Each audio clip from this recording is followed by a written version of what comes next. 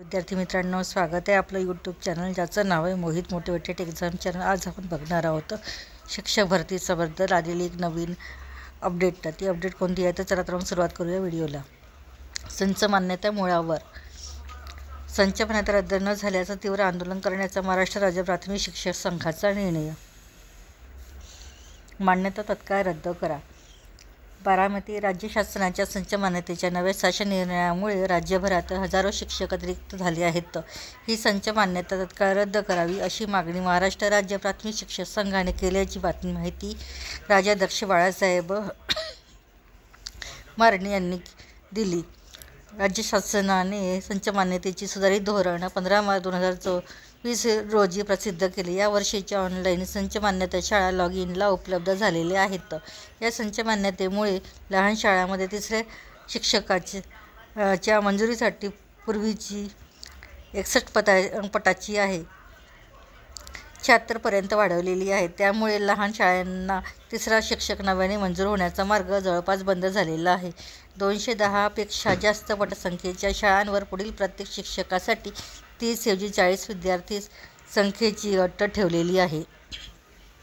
राज्यभरातील शिक्षकांमध्ये या संच मान्यतेच्या विरोधात प्रचंड संताप व्यक्त होत असून संच मान्यतेच्या शासन निर्णयाला शिक्षक संघाचा कडाडून विरोध आहे। पुढील निर्णयाबाबत संचाच्या वरिष्ठ पदाधिकाऱ्यांची बैठक सांगली बँकेच्या सभागृहात आयोजित केली होती। शिक्षक नेते संभाजीराव थोरात यांच्या अध्यक्षतेखाली झालेल्या या बैठकीस संघटनेचे वरिष्ठ पदाधिकारी उपस्थित होते। नव्या संच मान्यतेचा विरोधाचा ठराव झाला आहे। 6 ते 8 वर्ग भरण्यार शिक्षकांविना 6वी ते 8वी या वर्गासाठी 20 पेक्षा कमी विद्यार्थी असले संख्येच्या शाळांना एकही शिक्षक मंजूर केलेला नाही। या वर्गांना कोण शिकवणार असा प्रश्न तयार झालेला आहे। आधार सक्ती नको। या वर्षीची संच मान्यता प्रत्यक्ष विद्यार्थी संख्येऐवजी आधार व्हॅलिड संख्येवर केली असल्याने अनेक शाळांमध्ये विद्यार्थी संख्या पुरेशी असूनही आधार कार्ड अपडेट नसल्याने शिक्षक अतिरिक्त ठरवले आहे। प्रत्यक्ष विद्यार्थी संख्येची पडताळणी करून शिक्षक संख्या ठरविण्याची संघटनेची मागणी आहे।